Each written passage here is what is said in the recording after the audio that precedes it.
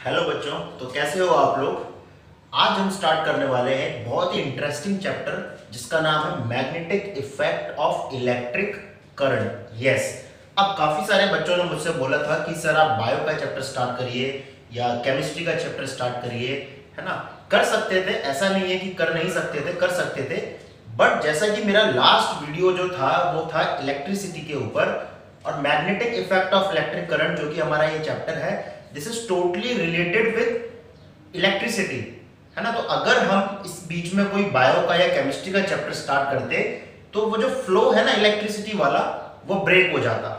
और कह सकते हैं कि कहीं ना, ऐसा नहीं है कि अब हम बायो पढ़ते तो समझ में नहीं आता, समझ में वो तब भी आता जब भी मैं मैग्नेटिक इफेक्ट आपको पढ़ाता। बट एक जो फ्लो है ना, एक इलेक्ट्रिसिटी वाला जो फ्लो है वो ब्रेक हो जाता। क्लियर है। तो इसीलिए मैंने बायो और केमिस्ट्री स्टार्ट ना करते हुए magnetic effect of electric current start करना चाहा।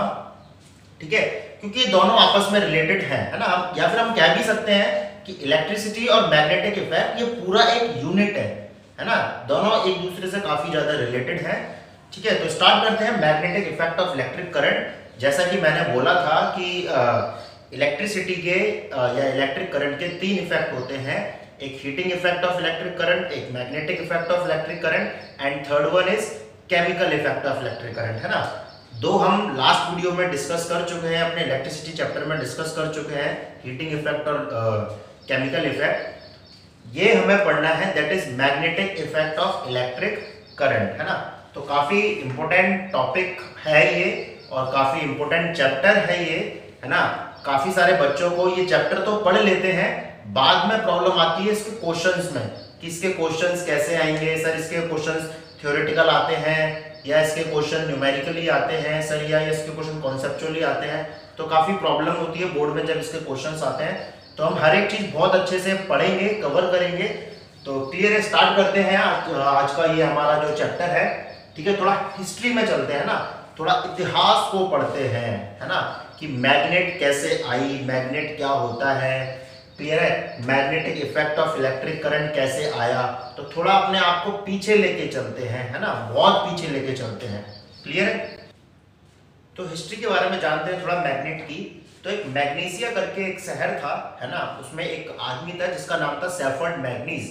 वो क्या करता है, भेड़ होती ना, भेड़, उनको चराने जाता है ना, उनको चराने जाता है। तो एक जंगल में जाता है, तो उसको एक पत्थर दिखाई देता है। तो वो उस पत्थर के ऊपर बैठता है या उस पत्थर के आसपास होता है, तब उसको एक अट्रैक्शन पुल फील होता है। उसको ऐसा लगता है कि उसको कोई खींच रहा है। पहले के जमाने में क्या होते थे, पहले के जमाने में लोग आयरन ज्यादा यूज करते थे, है ना। उनके जूते आयरन के होते थे। वो जिस लकड़ी से अपने गाय भैंस या भेड़ वगैरह चराते थे, उसके आगे कुछ ना कुछ आयरन का लगा रहता था। तो उस आयरन के होने की वजह से उसको क्या होता है, उसको एक अट्रैक्शन पुल क्रिएट होता है।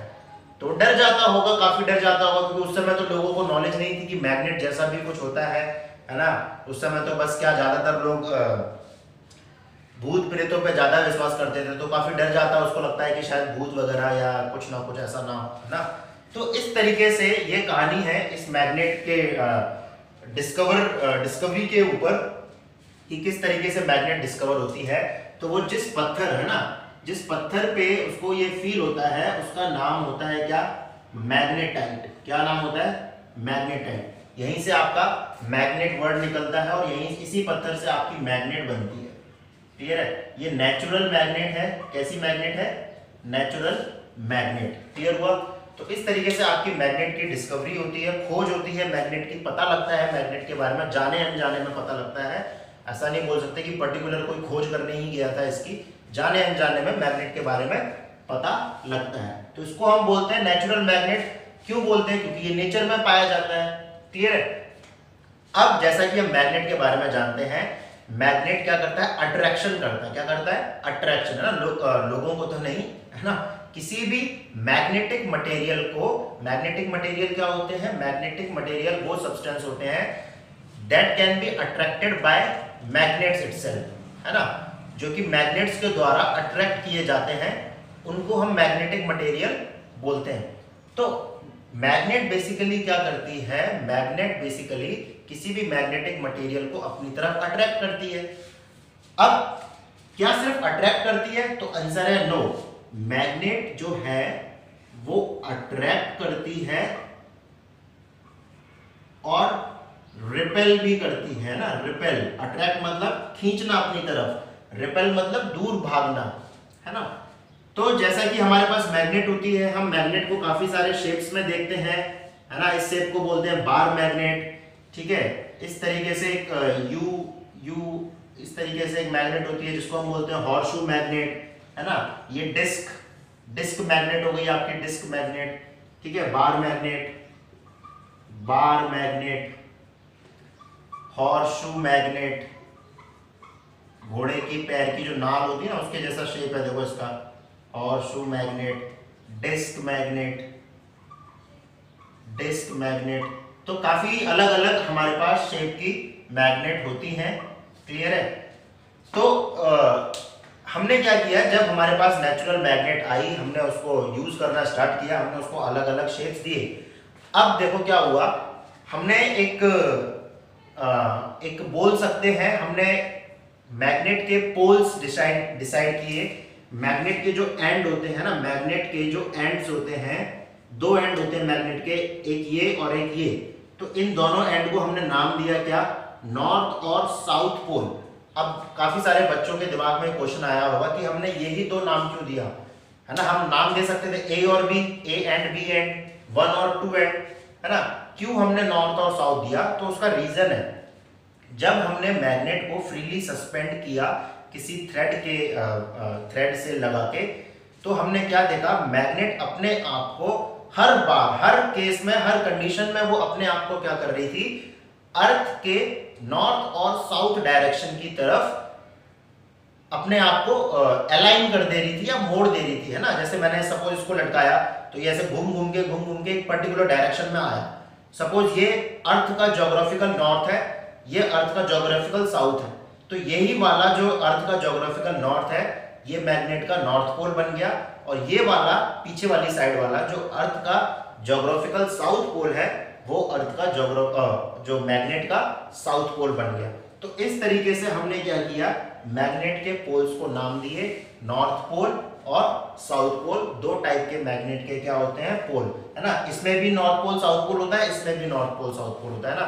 कभी भी मैग्नेट आपको एक ही पोल में नहीं मिलेगी, हमेशा वो दो पोल में मिलेगी, है ना। क्लियर हुआ? तो इस तरीके से ये था हमारा कुछ छोटी सी चीज मैग्नेट से रिलेटेड। अब हम बात करते हैं magnetic effect of electric current. अब देखो क्या हुआ, इलेक्ट्रिक करंट का हमें हीटिंग इफेक्ट तो मालूम पड़ गया था, है ना। हीटिंग इफेक्ट तो हमें मालूम पड़ गया था। जो जूल्स जो साइंटिस्ट थे उन्होंने हमें बताया था कि अगर हम किसी भी कंडक्टर में से काफी टाइम तक किसी करंट को पास करते हैं तो वो धीरे धीरे गर्म होने लग जाता है ना, जिसको हमने नाम दिया heating effect of electric current. तो ऐसे ही एक साइंटिस्ट थे जिनका नाम था हैंस ऑरेस्टेड। क्लियर है? तो देख लेते हैं साइंटिस्ट का जो नाम था, दैट वाज हैंस ऑरेस्टेड। क्लियर है? इन्होंने खोज की magnetic effect of electric current के बारे में, है ना। तो इन्होंने क्या किया, इन्होंने एक तार लिया, एक तार में करंट की डायरेक्शन सपोज इस तरीके से थी, तो उन्होंने उसी तार के पास या उसी तार के ऊपर उन्होंने क्या किया, उसी तार के ऊपर उन्होंने एक मैग्नेटिक निडल, है ना, मैग्नेटिक निडल या कंपास जो होता है ना, कंपास, इस तरीके से, ठीक है, उसको इसके पास लेके आए। और जैसे ही इस तार में से करंट फ्लो कराया, उन्होंने क्या ऑब्जर्व किया, उन्होंने ऑब्जर्व किया कि मैग्नेटिक कंपास जो है वो क्या हुआ, उसमें डिफ्लेक्शन आया। उसमें क्या आया, डिफ्लेक्शन। इस तरीके से वो मूव कर गया, इस तरीके से क्या किया, वो मूव कर गया। तो यहीं से स्टार्टिंग हुई magnetic effect of electric current की। तो यहां से हम बोल सकते हैं हैंस ऑरेस्टेड जो थे, जिन्होंने इलेक्ट्रिक करंट का एक तीसरा इफेक्ट भी हमें बताया, जो कि magnetic effect of electric current है ना। फिर इसके बाद में इसके ऊपर काफी सारी स्टडीज होती गई, आज आपके पास ये पूरा का पूरा एक चैप्टर है। तो क्लियर हुआ आपको किस तरीके से magnetic effect of electric current आया, है ना। और याद रखना हैंस ऑरेस्टेड भी काफी बार, ऐसा नहीं है कि पहली बार में उनको लगा होगा कि मैग्नेटिक इफेक्ट है चलो ट्राई करते हैं, काफी बार उन्होंने ट्राई किया, है ना। काफी बार वो फेल हुआ ही नहीं उन्हें, मतलब डिफ्लेक्शन शो ही नहीं हुआ उनके मैग्नेटिक कंपास में, कंपास जो उनका जो नीडल रहता है उसमें उनको डिफ्लेक्शन ही शो नहीं हुआ। फिर एक दिन गलती से हुआ, है ना, एक दिन गलती से उन्हें डिफ्लेक्शन उनको दिखा, वहीं से ये आज आपके पास magnetic effect of electric current नाम का चैप्टर है। तो क्लियर हुआ यहां तक, ठीक है। तो ये था इसका हिस्ट्री, किस तरीके से मैग्नेट बनी और किस तरीके से इलेक्ट्रिक करंट का मैग्नेटिक इफेक्ट हमें पता लगा कि इलेक्ट्रिक करंट में भी मैग्नेटिक इफेक्ट होता है। क्लियर हुआ। तो आगे बढ़ते हैं, थोड़ा चैप्टर की तरफ चलते हैं। कुछ इंपॉर्टेंट टर्म्स आज के हम वीडियो में जानेंगे, कुछ बेसिक टर्म्स जानेंगे। अब देखो, अब क्या है, अब काफी सारे बच्चों के दिमाग में ये क्वेश्चन आ रहा होगा कि सर मैग्नेट तो किसी भी ऑब्जेक्ट से टच नहीं होती है ना, विदाउट टचिंग वो किसी भी ऑब्जेक्ट को अपनी तरफ अट्रैक्ट कर देता है या रिपेल कर देता है। तो ऐसा क्या है, मतलब ऐसा क्या हो रहा है जिसकी वजह से वो बिना टच हुए किसी भी ऑब्जेक्ट को धक्का दे देता है या किसी भी ऑब्जेक्ट को अपने पास लेके आ जाता है ना। तो याद रखना, कोई भी मैग्नेट क्या करती है, अपने आसपास एक फील्ड तैयार करती है, एक एरिया तैयार करती है, एक रीजन बनाती है।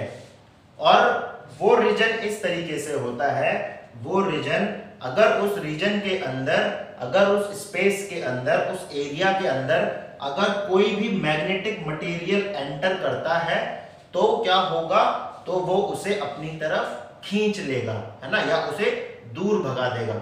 उसके लिए जरूरी क्या है, उसके लिए इस एरिया का होना जरूरी है। ये एरिया छोटा भी हो सकता है, अगर आपकी मैग्नेट वीक होगी तो उसका जो स्पेस है वो छोटा होगा, अगर आपकी मैग्नेट स्ट्रांग होगी तो उसका स्पेस बड़ा होगा, यानी वो काफी दूर रखे हुए ऑब्जेक्ट को अपनी तरफ खींच लेगी। क्लियर हुआ। अब देखो, इसको हम काफी एक अच्छे अपने देसी एग्जांपल से समझते हैं। देखो क्या होता है, फील्ड, मैग्नेटिक फील्ड, है ना, ये इंपॉर्टेंट वर्ड है, बहुत बहुत ज्यादा इंपॉर्टेंट वर्ड है, मैग्नेटिक फील्ड। देखो बहुत इंपॉर्टेंट है, इवन इसके ऊपर आपके क्वेश्चंस भी आते हैं, मैग्नेटिक फील्ड या मैग्नेटिक फील्ड लाइंस, अभी हम डिस्कस करेंगे। तो देखो क्या होता है, सपोज आप पार्टी वार्टी में जा रहे हो, है ना, आप पार्टी में जा रहे हो, आपको किसी ने पार्टी में बुलाया है, बढ़िया से आपने तैयार हुए, टाई वाई मारी, अपना कोट वगैरह ब्लेजर वगैरह डाला, बढ़िया सा आपने डीओ वीओ किया। तो आप जिस रूम में तैयार हो रहे हो, आपने उस रूम में क्या किया, डीओ अपने बॉडी पे लगा लिया। अब सपोज क्या होता है, आपकी मम्मी या आपके घर का कोई भी उस रूम में एंटर करता है, आपने डीओ कहां डाला था, अपनी बॉडी पे डाला था, है ना। लेकिन जैसे ही उस रूम में कोई एंटर करता है, उसे क्या फील होता है, उसे खुशबू आती है उस डीओ की, उसे क्या आती है, उसे खुशबू आती है डीओ की। तो हुआ क्या, बेसिकली क्या हुआ यहाँ पे, हम क्या देख रहे हैं, वो जो डीओ था, उस डीओ ने क्या किया, अपना एक स्पेस तैयार कर लिया। हम क्यों लगाते हैं डीओ, कि हमारे जो स्वेट की जो स्मेल है वो ना आए लोगों को, है ना। डीओ मार लिया तो डीओ मारने से हमारे बॉडी के आसपास एक ऐसी सराउंडिंग्स क्रिएट हो जाती हैं, एक ऐसी स्पेस क्रिएट हो जाती है कि उसके बीच में अगर कोई भी एंटर करेगा, है ना, लड़का हो या लड़की हो, कोई भी एंटर करेगा तो वो कायल हो जाएगा, है ना, कायल हो जाएगा हमारी खुशबू को लेके, हमारी पर्सनैलिटी को लेके। ऐसे ही तो दिखाते हैं एडवर्टाइजमेंट। तो बेसिकली कॉन्सेप्ट भी यही है। तो डीओ जब हमने मारा अपनी बॉडी पे, तो हमने बेसिकली किया क्या, हमने अपनी बॉडी के आसपास एक स्पेस तैयार किया, एक एरिया तैयार किया कि इस एरिया के अंदर अगर कोई भी आएगा तो उसे मेरे डीओ की स्मेल आएगी। वही हुआ जब मेरी मम्मी एंटर करी मेरे रूम में, मैं तैयार हो रहा था, मैंने डीओ मारा, तो जैसे ही वो रूम में एंटर करी उनको स्मेल आ गई, है ना, उनको स्मेल आ गई कि हाँ डीओ मारा है। मम्मी ने पूछा बेटा कहाँ जा रहा है, मैं मम्मी पार्टी में जा रहा हूँ। समझ में आया। तो डीओ का इफेक्ट आप पर कब हुआ, जब आप उस डीओ के बनाए हुए एरिया के अंदर गए, तभी तो हुआ। ऐसा तो नहीं था कि डीओ मैंने मम्मी के ऊपर लगा दिया हो या अपने भाई के ऊपर लगा दिया हो, है ना, या अपने किसी फैमिली मेंबर के ऊपर लगाया हो, या मैंने उनको ऐसे रख के उनको नाक पे इस तरीके से सुंघाया हो, ऐसा तो कुछ भी नहीं था। है ना। मैंने तो अपने ऊपर लगाया, लेकिन उस डीओ ने क्या कर लिया कि स्पेस तैयार कर लिया, और उस स्पेस में अगर कोई भी आएगा उसको इसकी स्मेल आएगी। सेम होता है मैग्नेट के साथ। मैग्नेट क्या करती है, मैग्नेट अपने स्पेस तैयार करती है, एक फील्ड तैयार करती है, और उस फील्ड में अगर कोई भी आता है ना, अगर वो मैग्नेटिक मटेरियल होगा तो वो उसको क्या कर लेगी, अट्रैक्ट कर लेगी या रिपेल करेगी। तो ये होता है मैग्नेटिक फील्ड का मतलब। आई होप आपको क्लियर हुआ होगा, है ना। काफी इजी और काफी अच्छे एग्जांपल से मैंने आपको ये बताया है ना, देसी एग्जांपल से। क्लियर हुआ मैग्नेटिक फील्ड क्या होता है। चलो अब इसमें एक वर्ड और आ जाता है, that is magnetic field lines. Magnetic field lines, है ना। चलो मैग्नेटिक फील्ड में लिख देता हूं, एरिया और space surrounding the magnet in which magnetic force can be feel, in which magnetic force can be feel। Clear हुआ। तो इसको हम बोलते हैं क्या, मैग्नेटिक फील्ड। ठीक है, अब क्या हुआ, अब मैग्नेटिक फील्ड लाइंस क्या होता है ना, मैग्नेटिक फील्ड लाइंस। अब मैं आपसे बोल रहा हूं, मैं आपसे ऐसा बोल रहा हूं कि ये जो बार मैग्नेट है, ये बार मैग्नेट के अंदर से कुछ लाइंस निकलती हैं, कुछ लाइंस निकलती हैं, और उस लाइन का पैटर्न जो होता है वो इस तरीके से होता है। अभी सिर्फ सुनना है ना, दिमाग नहीं लगाना है अपना ज्यादा। दिमाग जब मैं बोलूंगा तब आपको दिमाग लगाना है ना। मैंने ये बोला कि किसी भी मैग्नेट के अंदर से इस तरीके से लाइंस निकलती हैं।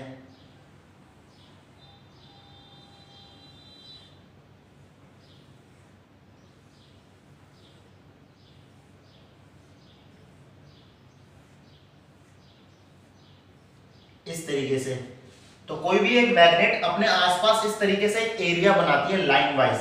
अब काफी सारे बच्चों के बोल रहे होंगे सर ये लाइंस तो हमें आज तक दिखी नहीं। यस, आपको ये लाइन कभी नहीं दिखेंगी, बिकॉज ये जो लाइंस हैं कैसी हैं, इमेजिनरी लाइंस हैं, इमेजिनरी लाइंस हैं। तो क्वेश्चन है सर आपको कैसे दिख गई जब ये इमेजिनरी लाइंस हैं। तो भैया मुझे भी नहीं दिखी है ना, इमेजिनरी लाइंस हैं। हम सब ने ये इमेजिन किया है कि लाइंस इस तरीके से होती हैं। अब कैसे, हमने यही पैटर्न क्यों इमेजिन किया, तो इसके ऊपर क्या हुआ, एक एक्सपेरिमेंट हुआ। वो एक्सपेरिमेंट क्या हुआ, एक कार्डबोर्ड लिया, है ना, कार्डबोर्ड होता है ना, कार्डबोर्ड। उस कार्डबोर्ड के ऊपर हमने क्या किया, तो इस कार्डबोर्ड आयरन के जो पार्टिकल्स होते हैं पाउडर्ड फॉर्म में, उसको इस तरीके से डाल दिया, है ना, छिड़क दिया इसके ऊपर।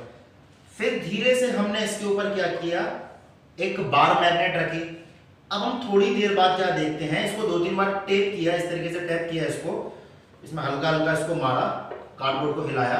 थोड़ी देर बाद देखते हैं क्या, वो जो आयरन के जो पार्टिकल्स थे वो सारे अपने आप को इस पैटर्न में अरेंज कर लेते हैं ना, इस पैटर्न में अरेंज कर लेते हैं इस तरीके से, है ना, एक डिजाइन जैसा बना लेते हैं, इस तरीके से बना लेते हैं अपना एक डिजाइन, सारे के सारे iron particles.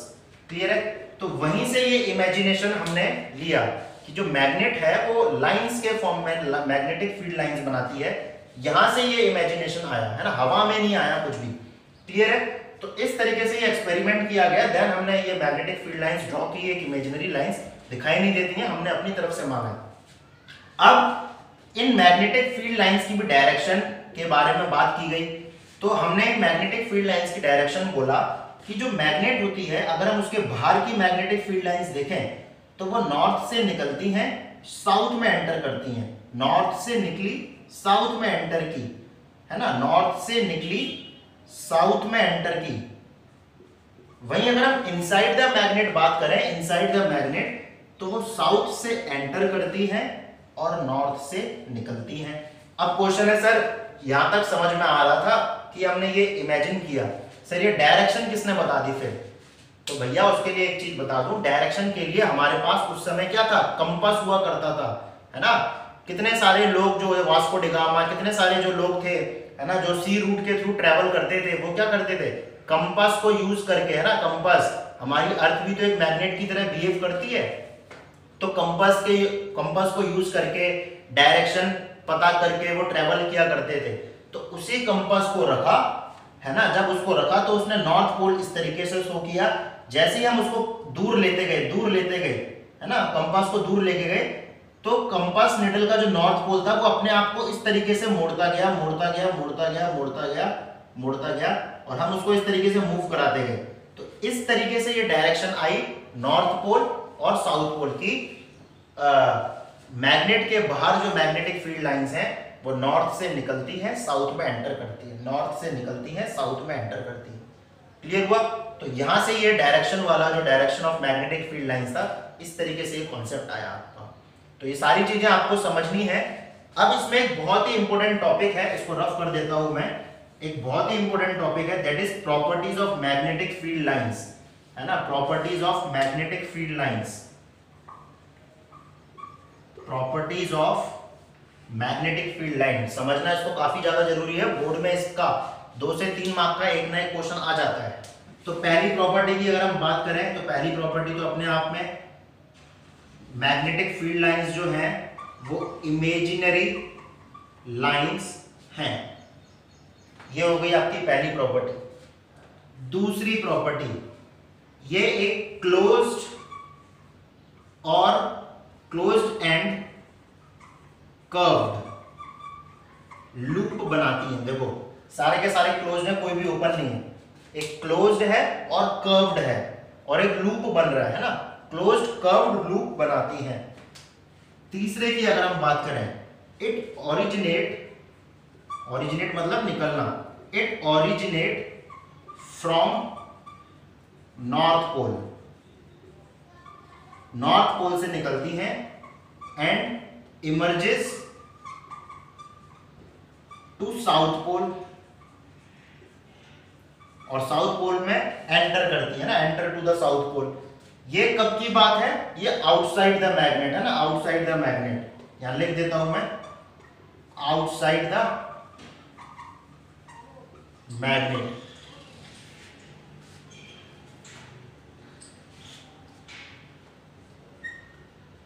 Inside the magnet अगर हम बात करें, इनसाइड द मैग्नेट, तो ये क्या करती है? साउथ से एंटर करती है और नॉर्थ से निकलती है। एंटर्स फ्रॉम साउथ एंड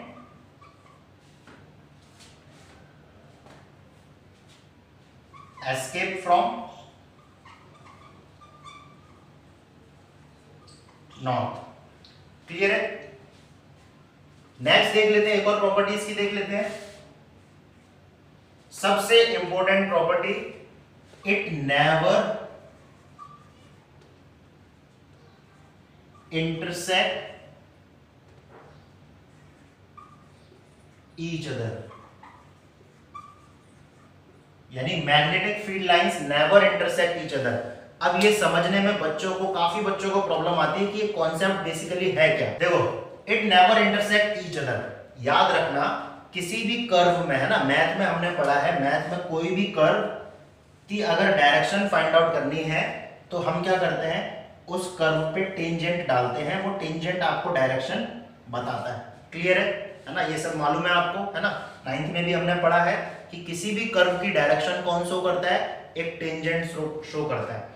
तो बेसिकली ये क्या कर रही है, ये कर्व ही तो बना रही है ना, तो इनकी डायरेक्शन भी कौन शो करेगा, टेंजेंट, है ना। इस तरीके से ये देखो टेंजेंट, ये टेंजेंट आ गया इस कर्व का, तो इनका जो टेंजेंट होता है वो डायरेक्शन शो करता है। ये भी इसकी प्रॉपर्टी में अभी इंक्लूड करेंगे, है ना।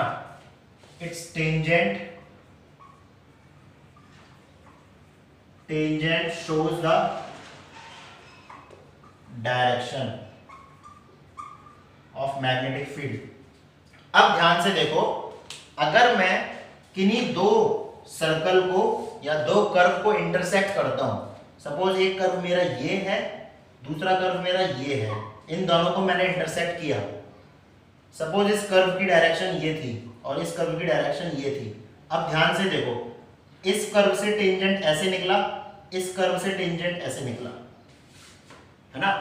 अब क्या होगा, ध्यान से देखो, इस पॉइंट पे जहां पे ये दो कर्व इंटरसेक्ट कर रहे हैं, वहां पे हम क्या देख रहे हैं, वहां पे एक ही टाइम पे दो डायरेक्शन मिल रही है, एक इधर तो एक इधर, है ना।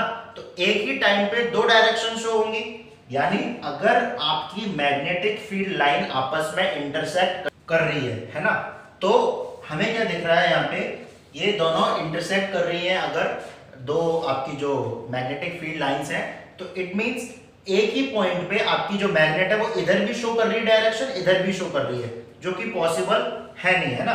कभी आपने देखा है क्या, मैग्नेट का कोई भी एक पर्टिकुलर एंड दो डायरेक्शन शो कर रहा हो, इधर भी जा रहा हो इधर भी जा रहा हो, नहीं जा रहा ना, क्योंकि पॉसिबल ही नहीं है, ऐसा करते ही नहीं, ऐसा हो ही नहीं सकता।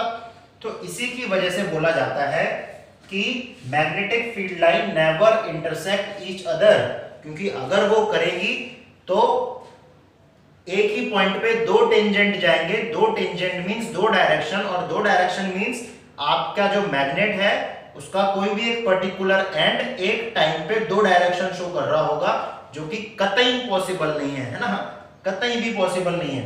इसीलिए हम बोलते हैं कि magnetic field line never intersect each other. 3 marks का क्वेश्चन आता है, इस पे याद रखना, why do magnetic field lines not intersect each other, है ना, तो वो आपको करना है। क्लियर हुआ यहां तक?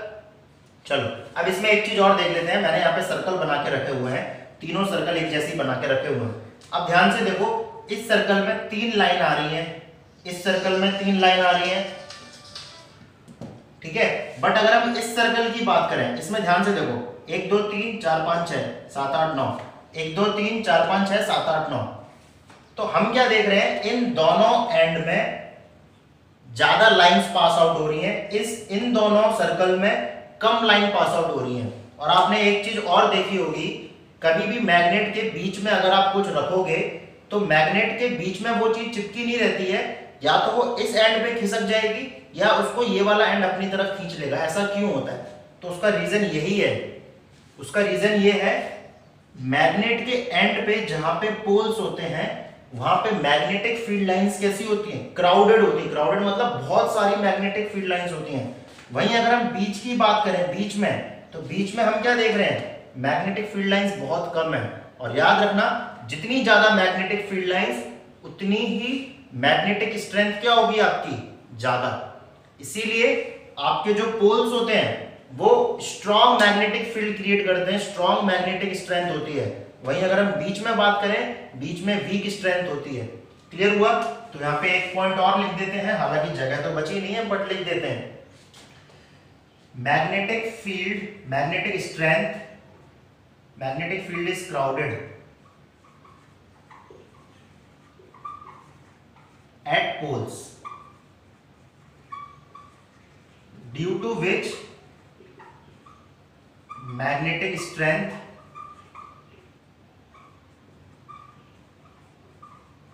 is greater। क्लियर हुआ? तो याद रखना, मैग्नेटिक स्ट्रेंथ, मैग्नेट में मैग्नेटिक स्ट्रेंथ जो होती है वो पोल्स पे क्या होती है, हायर होती है ना। किसकी वजह से? मैग्नेटिक फील्ड लाइंस के क्राउडेड होने की वजह से। क्लियर हुआ? तो ये थी इसकी प्रॉपर्टी। अब इसमें हम देख लेते हैं, एक चीज और देख लेते हैं। Magnetic field lines is denoted, it is denoted by, magnetic field is denoted by capital B. और याद रखना ये वेक्टर क्वांटिटी है। कैसी क्वांटिटी है? Vector quantity. क्लियर हुआ? और इसकी जो एसआई यूनिट होती है, SI unit that is Tesla, Tesla. Clear हुआ? तो this is all about the basics of magnetic field of electric current, है ना। आपको ये जानना बहुत जरूरी है, क्योंकि ये सारे वर्ड आपके पूरे टाइम इस चैप्टर में आते रहेंगे, आते रहेंगे, आते रहेंगे, है ना। तो इसीलिए ये सारी चीजें जानना बहुत जरूरी था। अगर ये नहीं है आपका क्लियर, तो ये चैप्टर आपको कैसे भी नहीं आने वाला। ठीक है? तो आई होप आपको ये समझ में आया होगा। एक बार अच्छे से बुक रीड करना, आपको ये सारे टॉपिक्स उसमें दिखाई देंगे, है ना।